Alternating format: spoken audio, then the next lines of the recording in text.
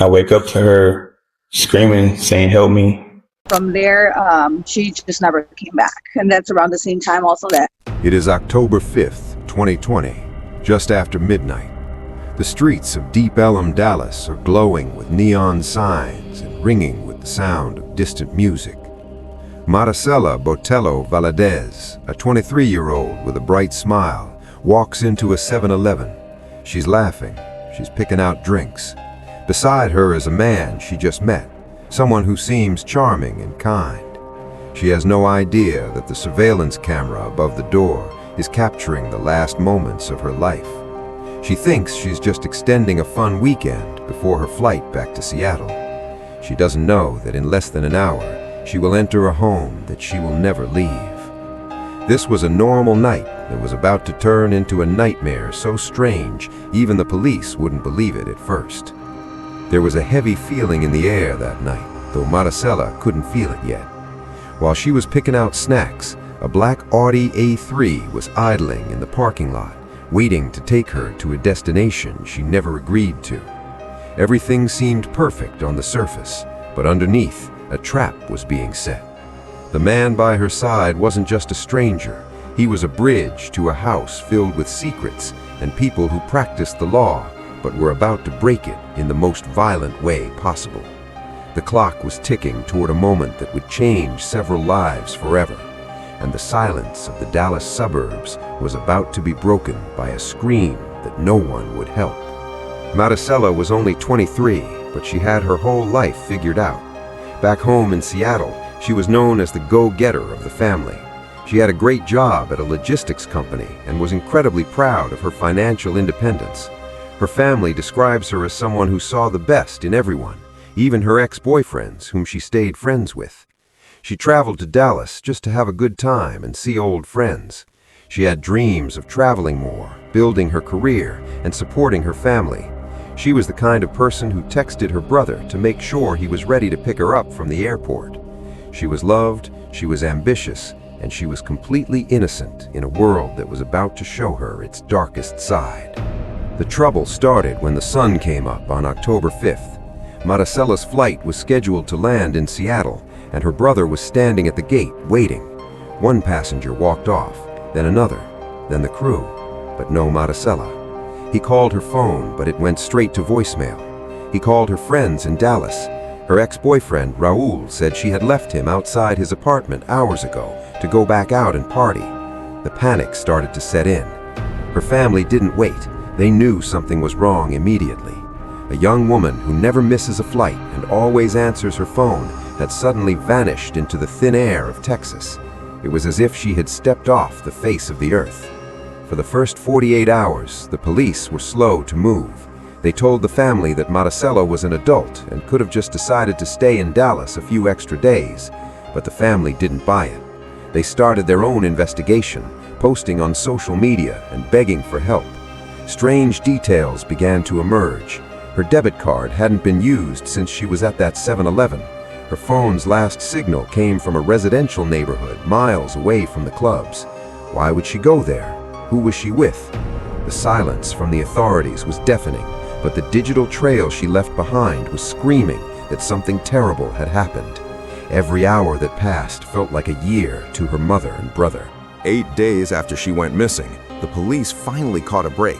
They found the CCTV footage from a nightclub parking lot. It showed Maricella getting into a black Audi. Using high-tech license plate readers, they tracked that car to a specific house in Mesquite, Texas. But when they got there, the house was eerily quiet. It looked like the residents had left in a massive hurry. Doors were left wide open, and trash was scattered everywhere. When detectives stepped inside, they used a special chemical called Blue Star to look for hidden blood. In the guest bedroom, the floor lit up bright blue. Someone had tried to scrub the carpet clean, but they couldn't wash away the evidence of a struggle. The man from the video was Charles Chuck Beltran, a 31-year-old security guard and rapper. But he wasn't the only one living there. The house was owned by Lisa Dykes, a 57-year-old legal assistant, and her wife, Nina Marano, who was a professional lawyer. This was a shock to everyone. Why would two successful legal professionals be linked to a missing 23-year-old? As police dug deeper, they found a bizarre throuple dynamic. Lisa had kicked her own children out of the house to make room for Chuck. She paid for his cars, his music videos, and his lifestyle. She was obsessed with him. The investigation was no longer about a random kidnapping. It was about a deadly triangle of jealousy and power. The suspects were gone. Chuck, Lisa, and Nina had vanished just as the police were closing in. While the police searched for them, they were also searching for Maricella. Months went by with no news. The family's hope was fading. Then, in March 2021, a hunter in a wooded area south of Dallas stumbled upon something horrifying. He found human remains hidden in the brush. Dental records confirmed the worst. It was Maricella. She had been dumped like trash in a field. The cause of death couldn't be determined because of how long she had been there, but the message was clear. This wasn't an accident. This was a cold-blooded disposal. Just as the body was found, the police tracked Nina to Miami. They arrested her, but Lisa managed to slip away again. A few days later, they found Lisa near Orlando. They thought the case was over, but the legal ladies had one more trick up their sleeves.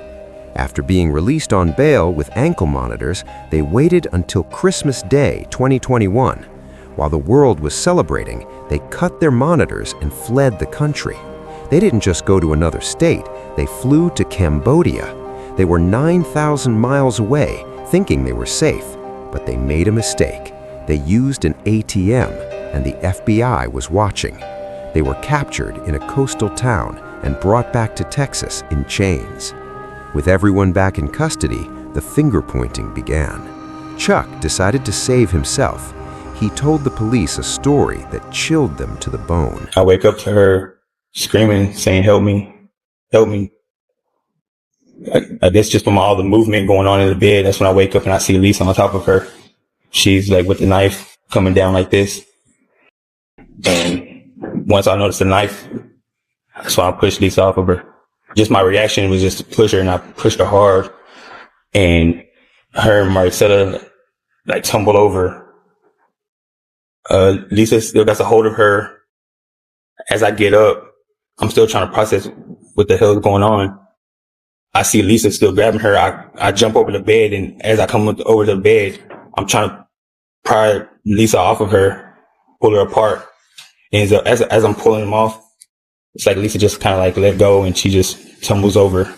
I look towards Lisa, and I grab Lisa, and I pin her to the wall, and I'm like, what the F are you doing, you know? And she's like, I told you not to bring any more girls over here. He claimed he had brought Maricella home for a romantic night. He said he woke up to Maricella screaming for her life. When he opened his eyes, he saw Lisa Dykes standing over her with a knife. According to Chuck, Lisa was screaming that she had warned him never to bring another woman into their house. He claimed he tried to stop her, but it was too late. He said he fled because he knew the police would blame a black man with a record over two white female lawyers. This confession changed everything. The trial of Lisa Dykes began in 2023. The courtroom was packed. The prosecutors showed that Lisa wasn't just a roommate. She was a woman who had completely transformed herself to keep Chuck's attention. She got tattoos, changed her hair to bright colors, and even got plastic surgery to look younger. They showed the jury her phone, where Chuck was saved as lover. They argued that Maricella was murdered simply because she was young and beautiful, and Lisa couldn't stand the thought of Chuck wanting someone else. It wasn't about money or a business investment. It was about a deadly, one-sided obsession that ended in a young woman's death. Lisa took the stand and tried to act like a victim. She claimed Chuck was a wolf in sheep's clothing who tricked her and used her for money. She denied having any sexual relationship with him, calling him a business interest. She sat there with a straight face and told the jury she had no idea how Maricella's blood got into her house. But the prosecutors were ready. They caught her in lie after lie. They showed photos of her new tattoos that matched Chuck's style.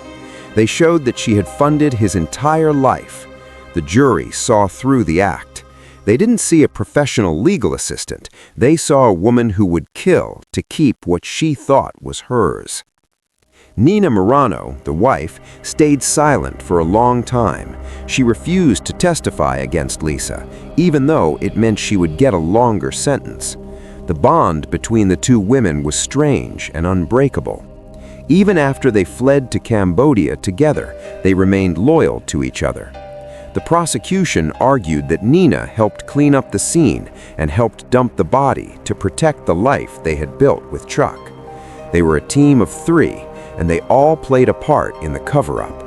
The mystery wasn't who did it, but how 3 people could be so heartless as to leave a family wondering where their daughter was for 5 long months. The jury didn't take long to reach a verdict. They listened to Chuck's testimony, saw the blood evidence, and watched the footage of the women fleeing to Cambodia. To them, the flight to another country was a clear sign of guilt. You don't run 9,000 miles away if you are innocent. When the verdict was read, the room was silent. Lisa Jo Dykes was found guilty of murder. She didn't cry. She didn't show remorse. She just sat there, the same cold person who had supposedly stood over Maricella with a knife. The justice that Maricella's family had been praying for was finally starting to arrive, but the pain was still there. In the final days of the trial, more details came out about the night of the murder. It was revealed that after the crime, the 3 of them sat in the house and planned their escape. They didn't call 911, they didn't try to help. Instead, they drove Maricella's body to a remote field and left her there. They went back to their lives as if nothing had happened. Lisa went back to her legal work, Nina went back to her law firm. They thought they were smarter than the system they worked in. They thought their status and their jobs would protect them from the consequences of taking a life. They were wrong. The judge didn't hold back. Lisa Jo Dykes was sentenced to life in prison for the murder of Maricella. She also received an extra 20 years for tampering with evidence. Nina Marano was sentenced to 8 years in prison for her role in hiding the body and fleeing the country.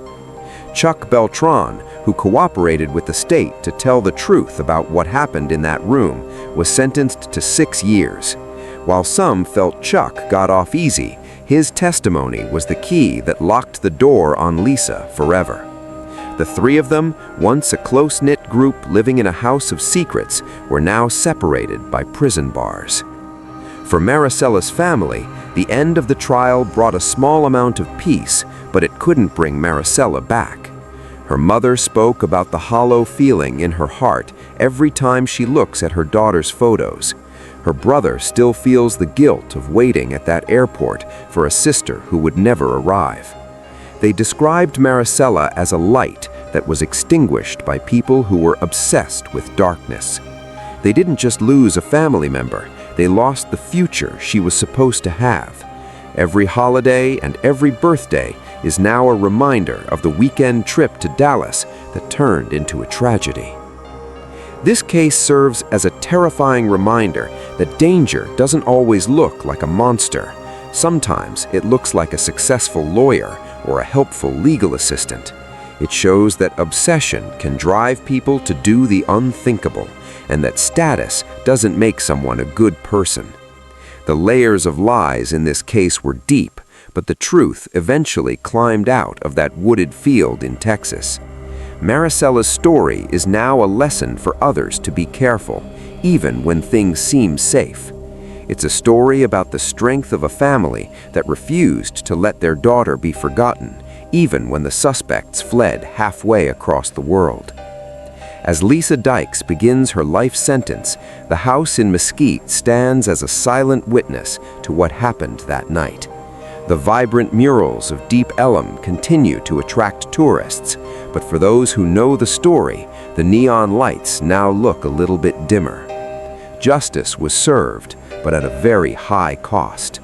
3 lives were ruined by their own choices, and 1 innocent life was taken for no reason at all. The legal system that Lisa and Nina spent their lives working for was ultimately the thing that brought them down. They tried to run from the law, but they couldn't run from the truth. Maricella Valadez was 23 years old. She was a daughter, a sister, and a friend. She was a hard worker with big dreams. She deserves to be remembered for the life she lived, not just the way she died. As we close this chapter, we remember her smile in that 7-Eleven footage, a young woman just enjoying her life, unaware of the impact she would leave on the world. Rest in peace, Maricella. The world finally knows what happened to you, and the people responsible will never be able to hurt anyone again. Thank you for watching this deep dive into one of the strangest cases in Texas history. Don't forget to cherish the ones you love.